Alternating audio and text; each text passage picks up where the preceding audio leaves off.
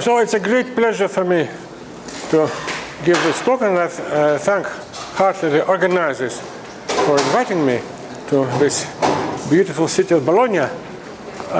And my story, well, it's actually a rather old story, because many things have been developed in an independent way and from different points of view quite a few years ago. But I would like just to have some unified view of these facts and to present probably some new vision of what should become a really new chapter of representation theory.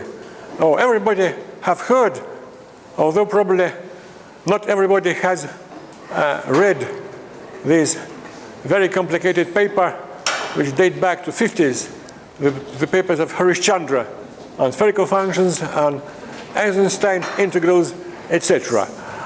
And these papers, they came as a significant amplification of earlier results, which were due to Gelfand and to his school in Moscow. So there was a long story of these developments. Then came the theory of integrable systems, and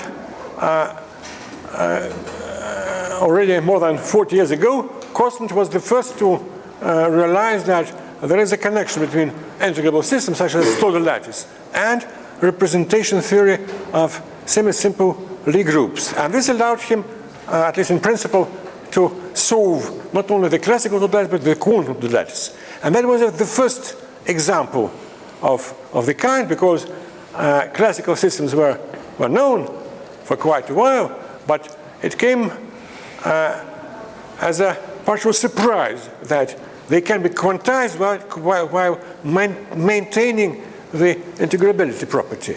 And this was the key point which was addressed in a very important talk by Professor Fadeev in '78 in Leningrad.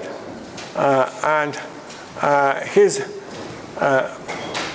he just brought the very interesting news from America on the discovery by Kostant. And his challenge was just to do the same thing for other systems, in particular for infinite-dimensional systems, for systems related to quantum field theory.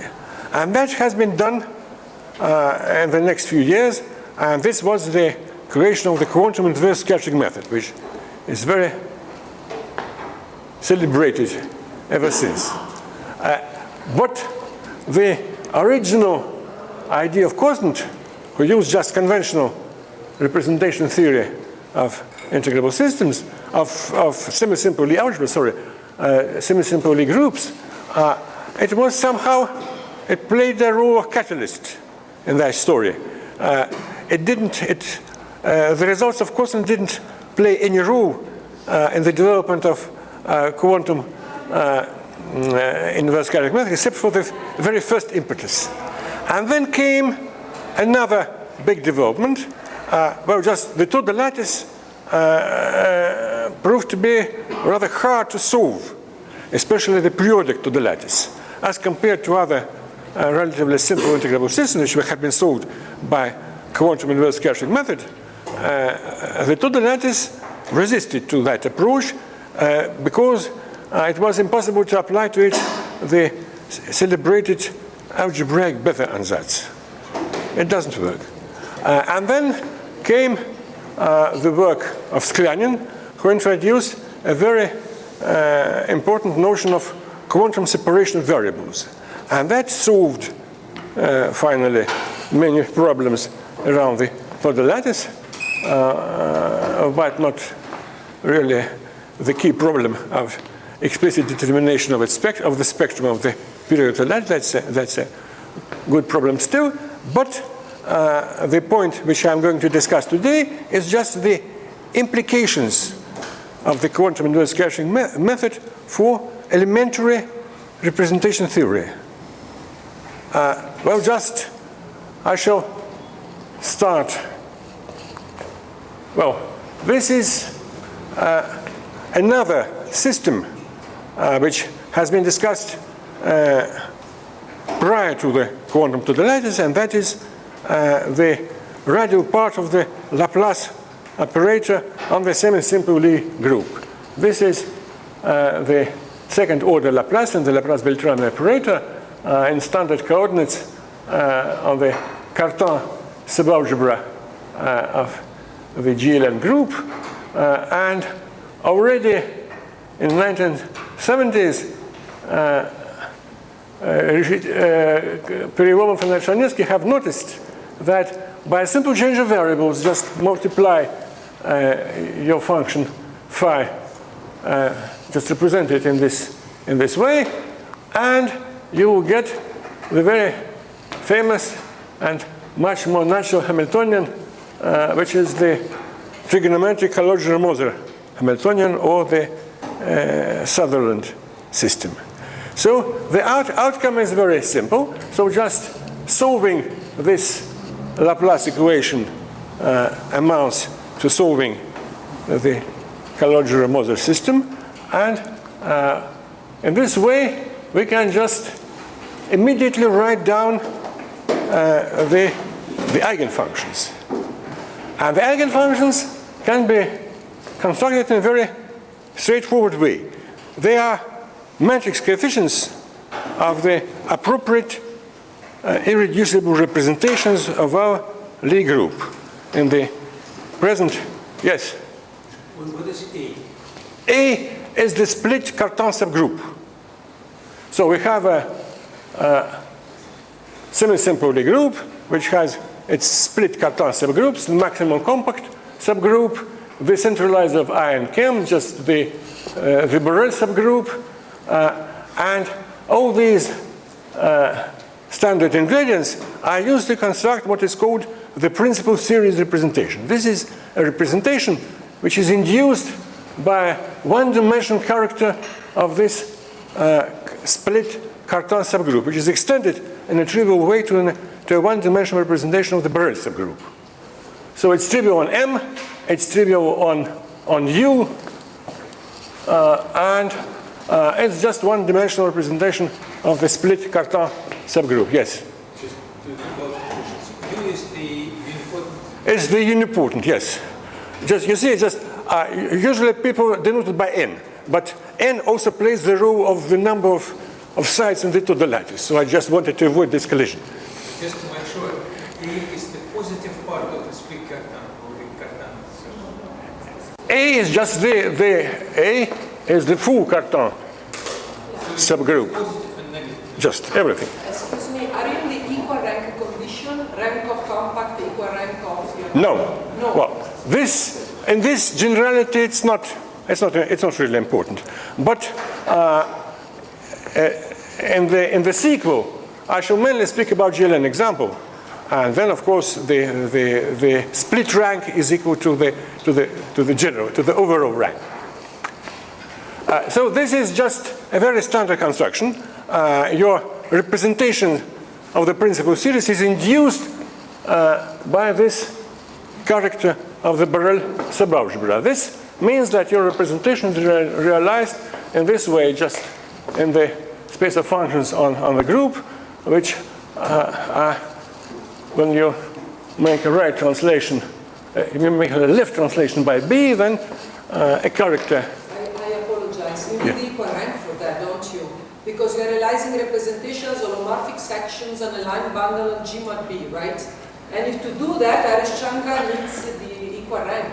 If it's not equal rank, there is no... Well, the definition which I give goes as stated. I know, yes. The representation. The representation is here. It's the representation acts. This is the space of functions which are left. Sure. And then right translations leave this space invariant because right and left translations commute. And this is what is called the principal series representation. Yeah. Yes. Okay. Fine. And we can just find a very explicit realization of this representation in terms of the Iwasawa decomposition. So we can just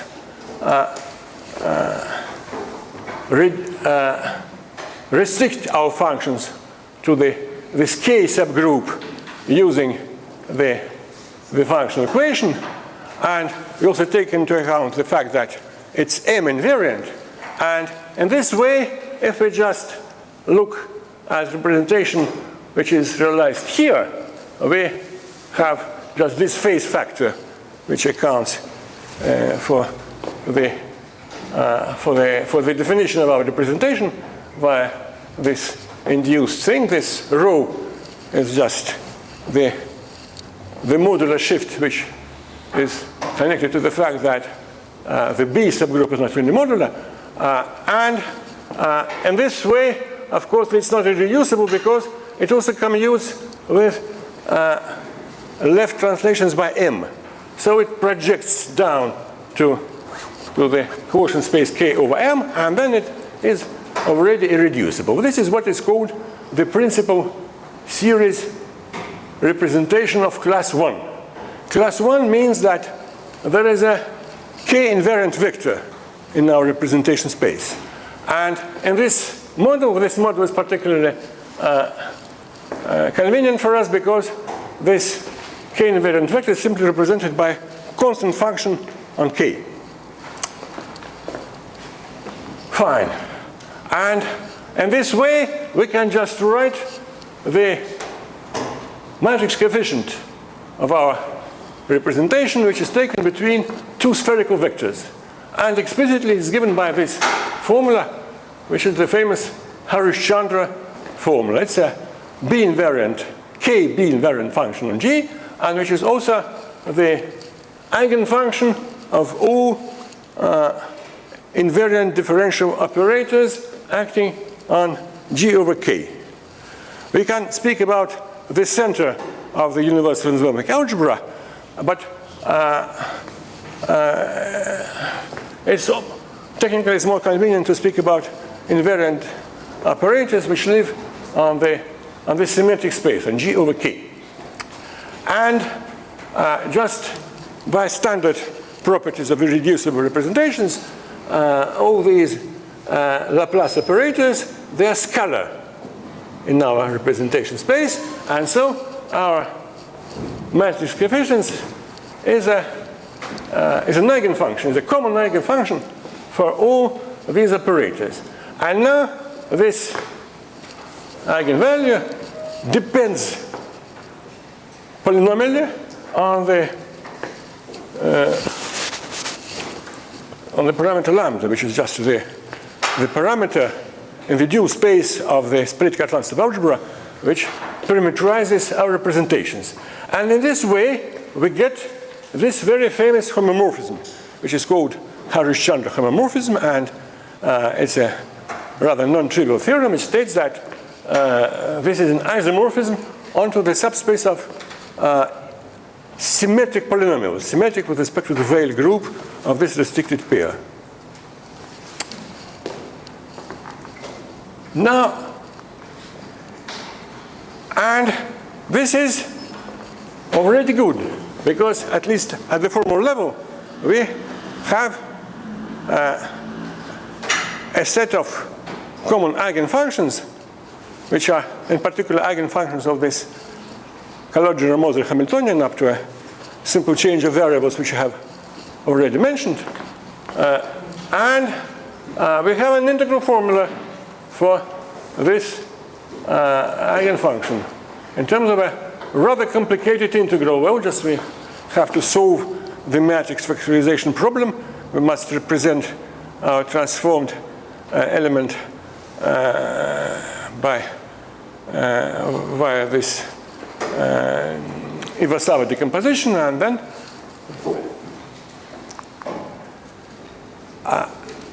so this was the example related to Kalodger-Moser. Another example can be gotten by just looking at this Hamiltonian, which is the open Toda Hamiltonian. I shall come up to periodic Toda much later, but the open Toda is just the main hero of this finite dimensional story. And this was the very important remark made by Costant, or maybe he was also preceded by David Kazhdan, who also knew it. They discussed it together. I don't know the details.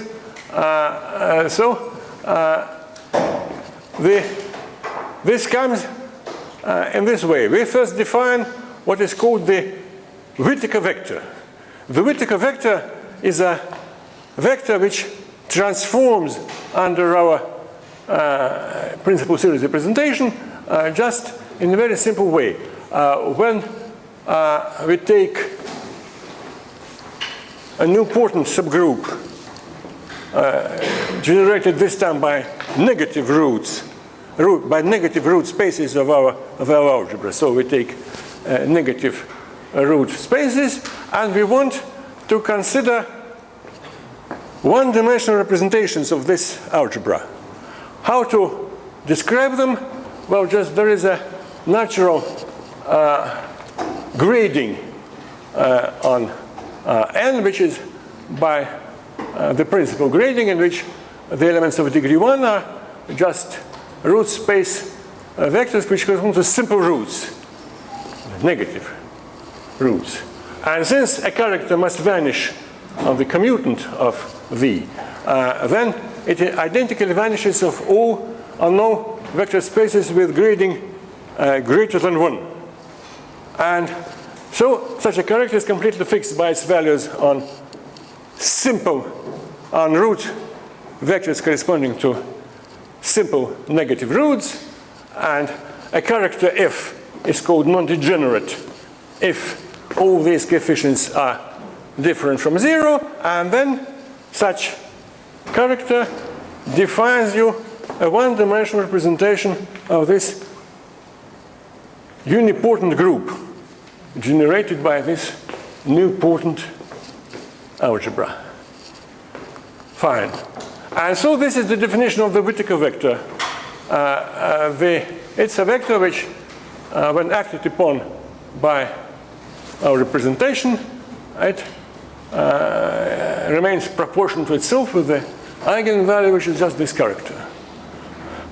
And it's very simple to construct some very natural Whittaker vector in this in the representation space of our principal series. We have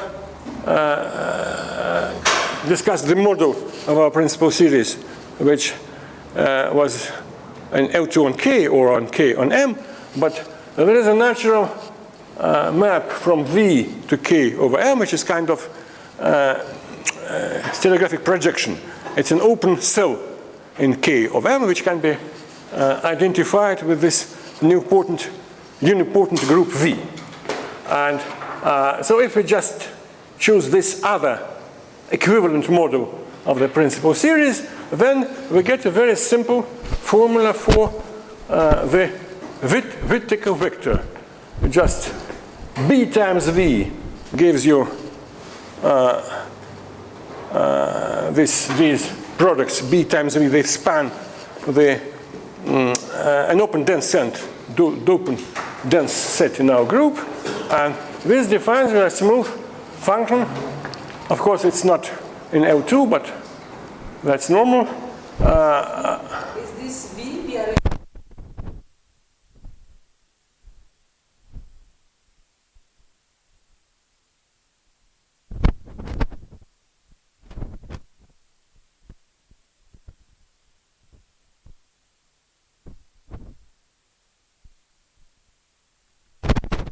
G mod B.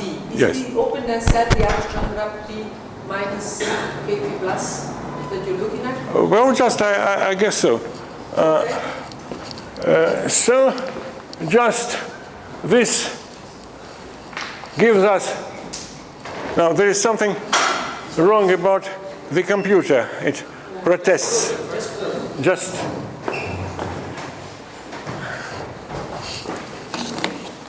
okay. It's just a stupid program. Okay. Yeah. Fine. Okay. Okay. Sorry about that. Sure. our formal definition of the Whittaker function is this. It's just, again, a matrix coefficient between the Whittaker vector and the spherical vector.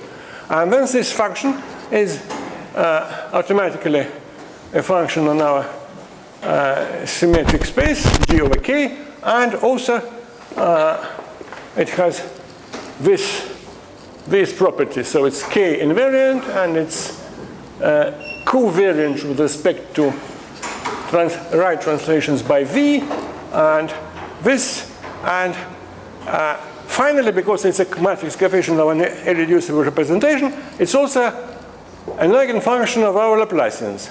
And in this way, we just must compute the radial part of the Laplacian.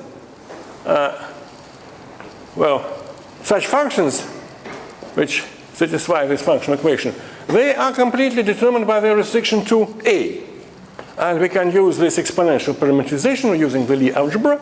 And then, after a short computation, we get this celebrated Hamiltonian, the standard Laplacian in coordinates x, just x are coordinates on this Gothic A, and this is the potential term, and the coefficients are just those coefficients which we have introduced a little bit earlier,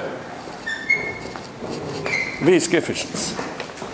Now, if our character is non-degenerate, then all these coefficients are non-zero, and then we can remove them by a simple change of origin, just an appropriate translation in our space A, just remove them all, and we can replace them by 1. It's important they are all positive because they are squared. This is the advantage of using such matrix coefficients between K-invariant vectors and Whittaker vectors.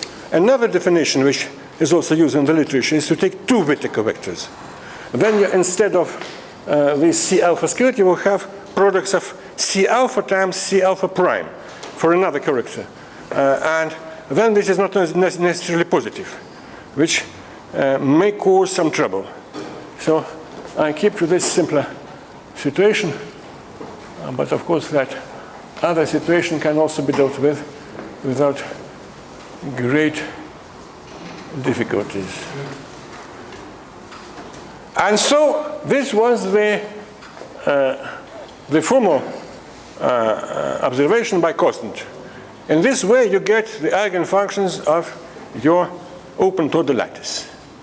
And similarly, and prior to that, the Harishchandra formula for spherical functions gives you just the eigenfunctions of your Laplacian. And of the radial part of the Laplacian, and hence eventually of the Sutherland or Calogero-Moses system. And now, what is very much important about our definition is this fact that gamma, our parameter is lambda, which is in A star, but our eigenvalues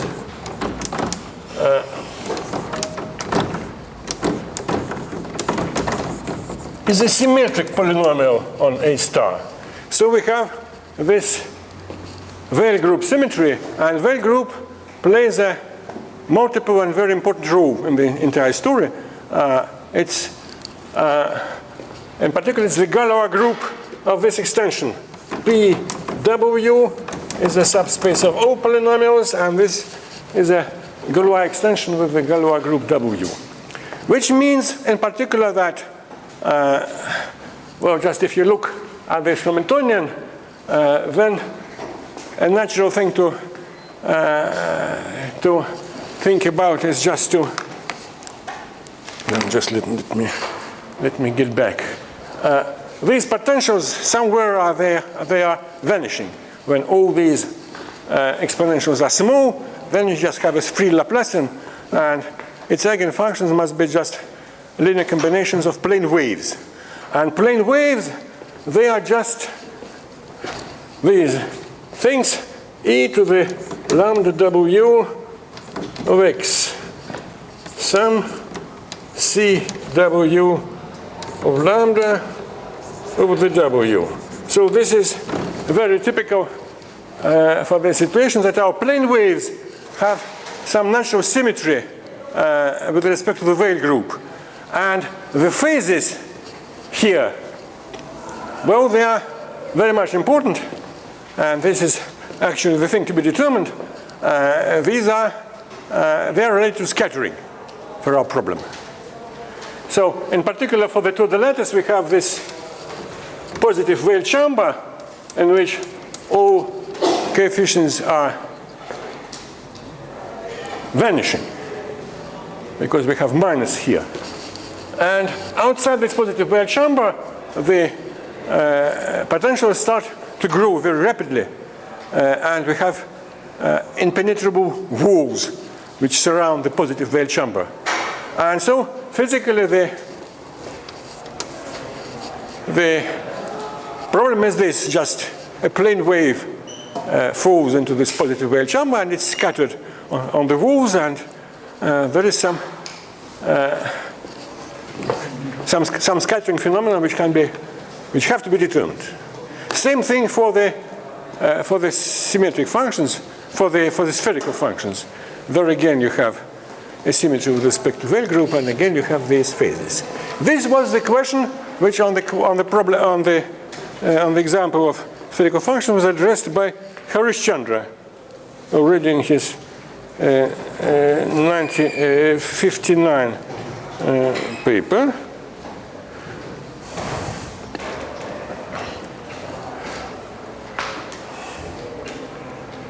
So I skip these two transparencies because things are simple, and I have already said a little bit about this possibility of generalization.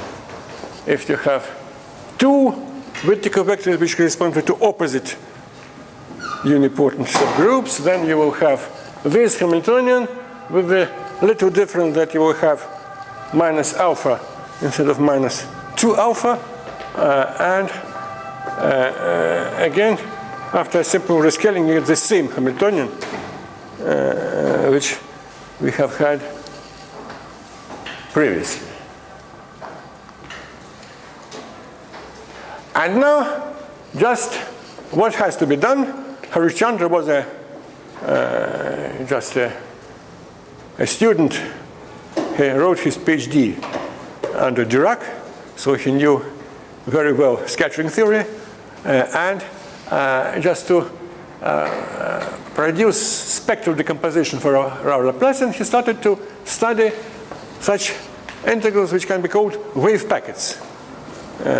Some superposition of plane waves represented by these matrix coefficient. And one has to study the asymptotic behavior of these, well, just the eigenfunctions which we constructed. They are not in L2 because our spectrum is continuous. So it's a usual little problem from quantum mechanics, how to deal with continuous spectrum. And the proper way to do it is just to construct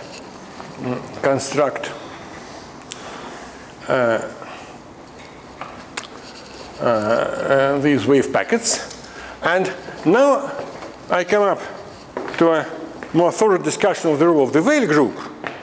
Well, and this in its different guises of symmetry group for the root system, of Galois group for this extension, etc. And in particular, what is very much important about this Weyl group is that generically representations which corresponds to lambda and to lambda W, the reflected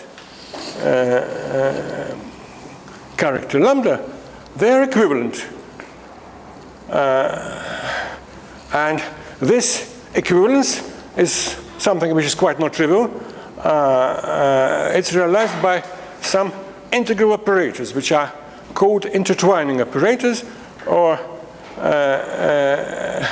Gelfand used the alternative term, the operators of horospheric automorphism. And actually, already Gelfand, in his 1962 talk in Stockholm, noticed some formal analogy between these operators and scattering operators. And it's indeed true. But I know the story. It's a beautiful story which I can tell you, but I have no time to discuss it now.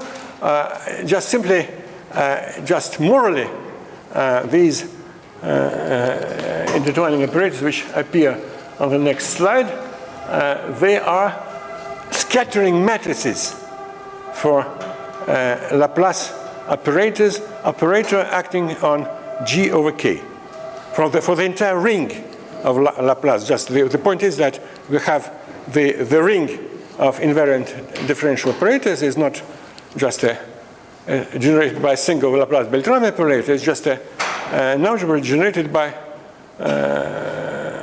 it's the entire algebra PW,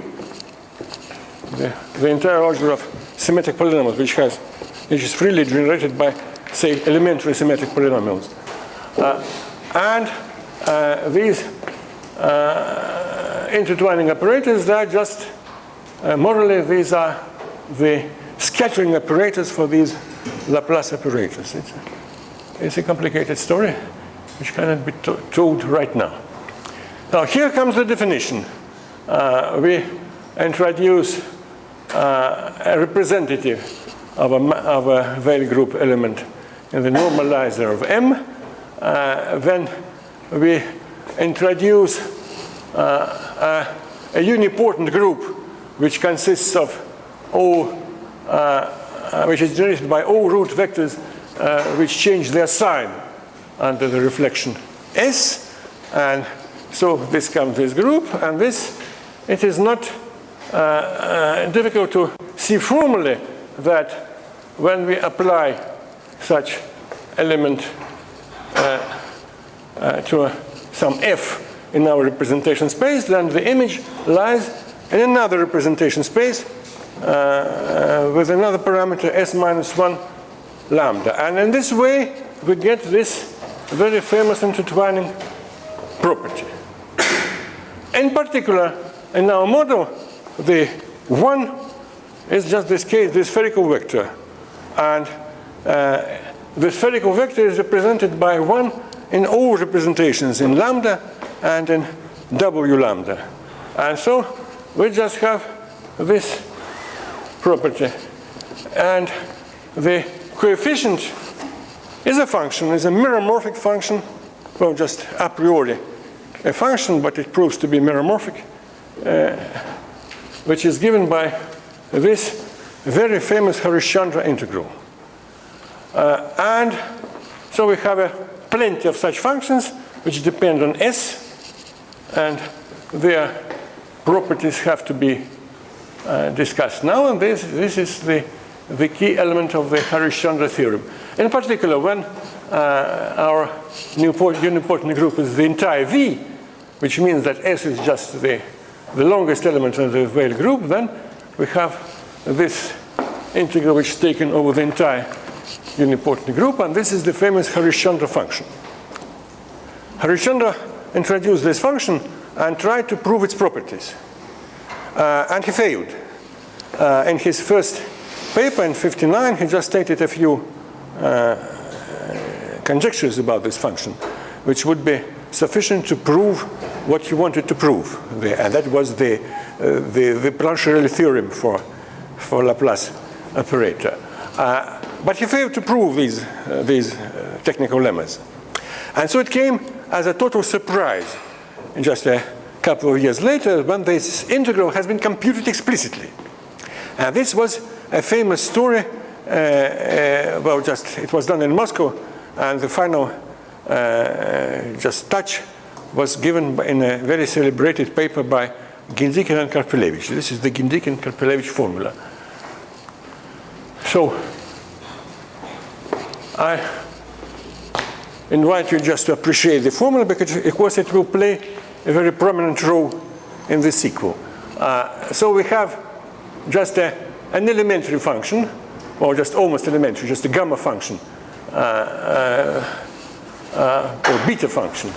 And then CS of lambda is a product of functions, of different functions of one variable. Each variable is just the projection of lambda onto one of the roots.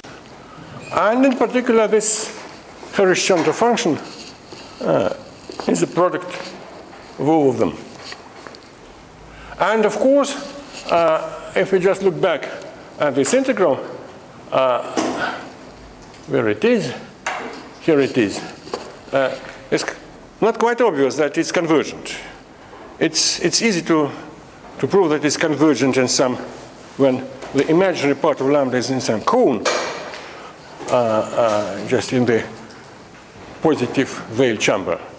But the meromorphic continuation of this thing to the entire complex envelope of the dual space of the Cartan subalgebra is not obvious. Now the genetic encapsulation formula solves that problem, and of course all elementary properties which are needed just to proceed and to prove the Pranchler theorem, they are immediately there, because it's an elementary function which with properties which you can find in textbooks.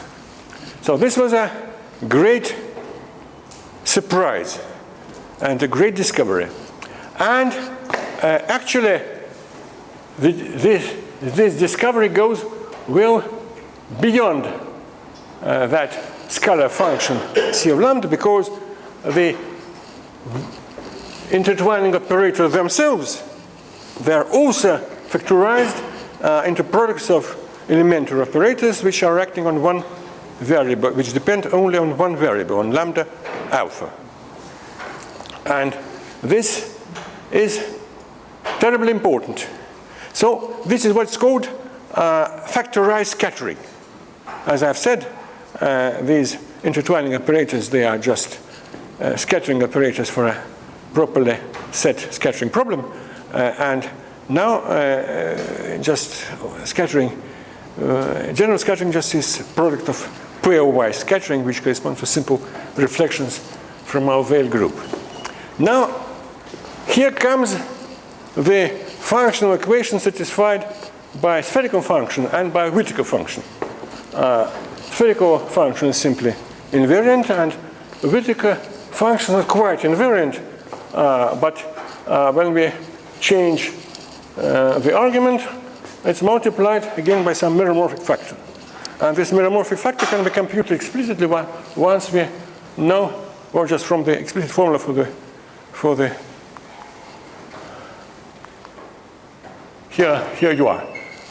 There is this Kosaiko property for M, and there is this explicit formula for M corresponding to a simple root, or to a simple reflection associated with a simple root. Again, you have gamma functions and some exponentials and nothing more.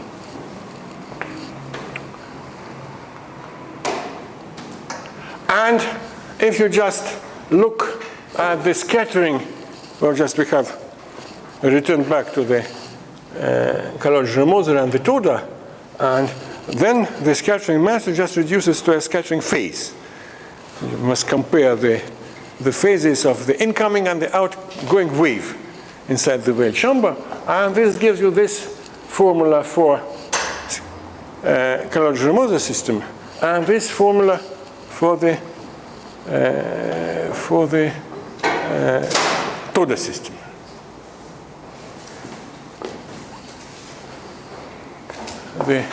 The role of this longest group element is ubiquitous in this. Actually, we can do better, and that's important, and this will play some role in the sequel.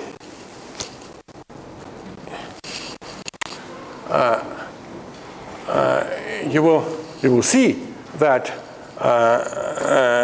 the quantum inverse scattering method as applied to Toda also leads to some Whittaker functions. But automatically, the this construction gives us functions which are simply symmetric with respect to the Weyl group. So instead of this complicated meromorphic factor which is over there, we just get something much more simple in this equation 26. Rather surprisingly, well, just I didn't mention the key protagonists of the story, and I shall do it now. Just Harishchandra was there, and so was Gelfand. But at the new stage, there were mainly two groups which made the key contribution to the story of quantum to the lattice. One was Sklyanin working on his own, just in a single-handed important paper, which was not completely clear at the time it was written, but it soon became very much important. And then there was a very important work by a team, a former team from the ITEP Institute in Moscow. Now, unfortunately, the ITEP is no longer there in its former form, and the group is somewhat dispersed, but luckily all of its former members, they are well active and alive, and they continue their research, although they are not. Well, why did I why did I decide to prepare a paper on that matter and to prepare lectures? Just because I believe that the papers by this ITEP group are written in a not sufficiently clear, convincing, and mathematical way. I just asked them many times, it's very important what you have done. You must write it explicitly. And they were very much absorbed by their further discoveries. They never did it. So finally I decided to do it myself. Because Harchov is still alive, and second, he writes very explicitly. Yes. Harchov, well, I know that recent paper of Harchov, but my impression was that he was just turning towards doing some tricks. For instance, choosing some very explicit fancy coordinates on the group in which these results are becoming evident. That's correct, of course, and that's very impressive, but it doesn't explain the machinery behind this scene. So I just preferred another way to do it. Of course, I should give full credit to Harchov and to Lebedev and to Gerasimov and to all people who were working on that subject. But you will see what is really important. Just I'm gradually approaching the. So just let me just return to the slide, and here comes a little technical remark, which was slightly surprising to me, but it's true. And this is this. You can just improve your Whittaker function as defined previously as a matrix coefficient, and satisfying this rather complicated functional equation, just multiplied by a meromorphic function, which is nothing but the denominator of the Harishchandra function. And then, quite surprisingly, you get for these functions a much more simple functional equation. Just it becomes symmetric. It's not immediately obvious, but it's true. And why is it important? Just because in the sequel, when we will come up to a different way to construct these Whittaker functions, we shall automatically get functions which are doubly symmetric. And so this will be by unicity, because the multiplicity of a spectrum is 1, so if we just choose another eigenfunction of our quantum integrals of motion, it was just proportional to the former one. And in this way, we'll get functions which are symmetric.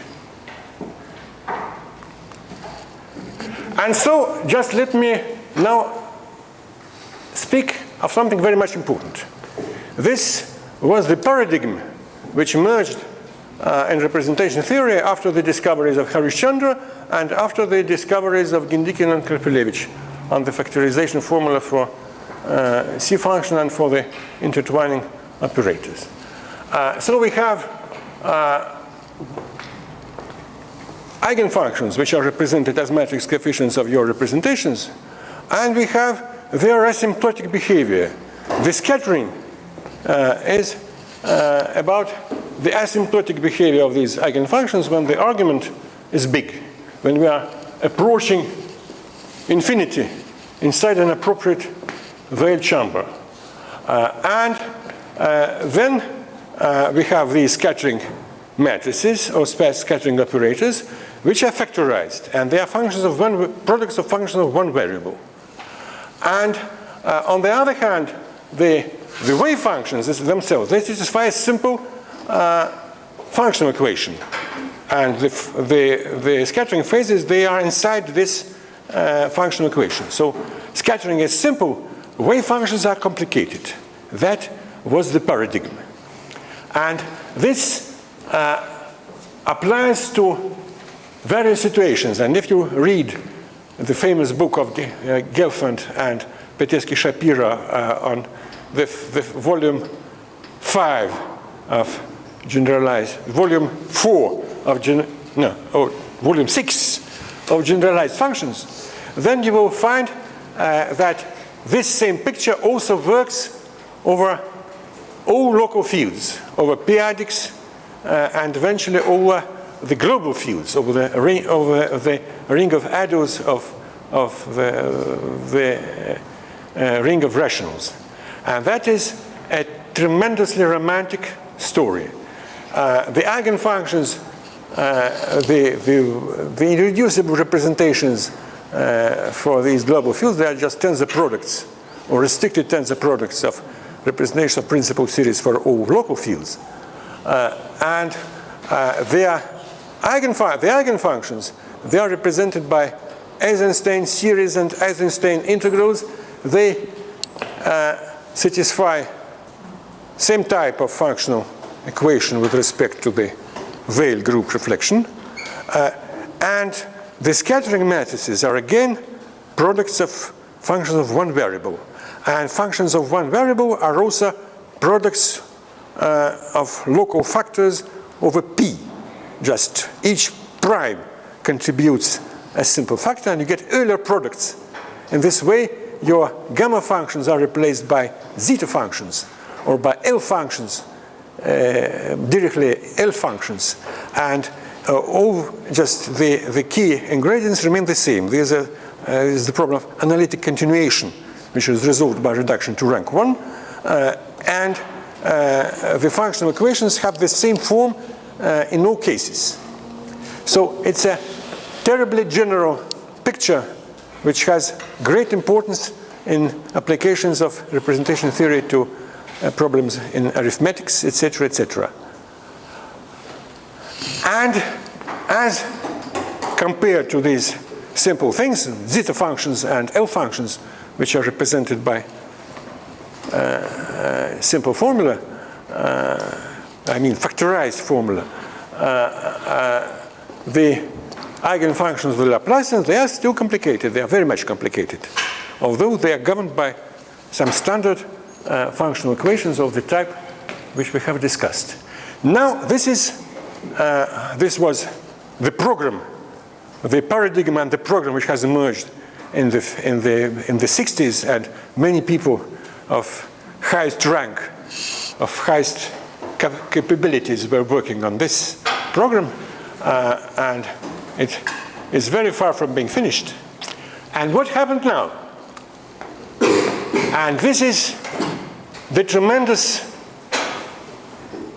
implication of the discoveries of the ETEP group, which haven't been properly exposed by them, and I'll try to do it now.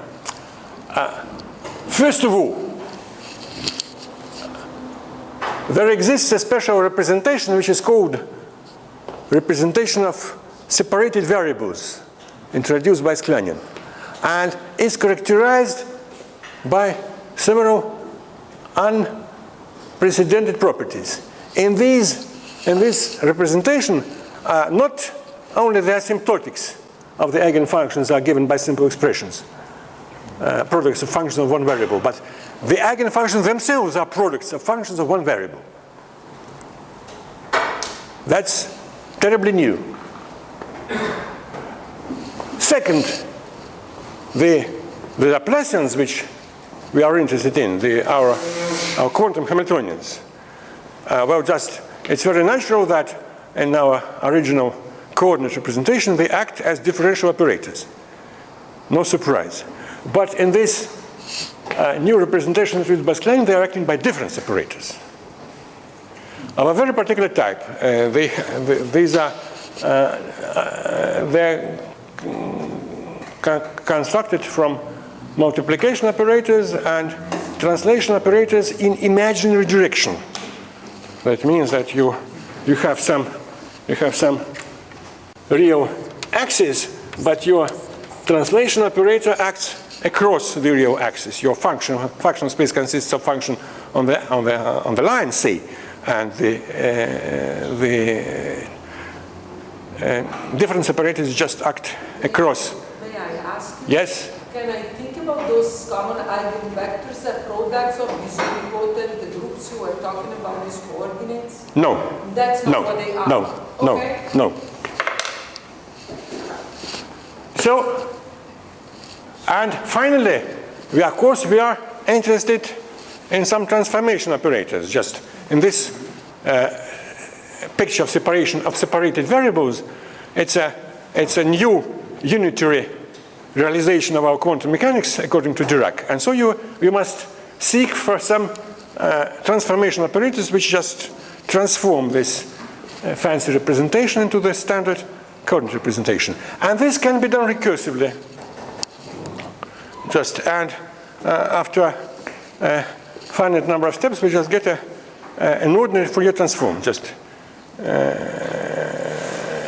So finally, we get the formula which was obtained for the Whittaker function. We get the formula which was obtained by Harshov and Lebedev, and it's called the generalized Mellin-Barnes formula, which means that your eigenfunction is the Fourier transform of a product of some rational aggregate of gamma functions of different variables.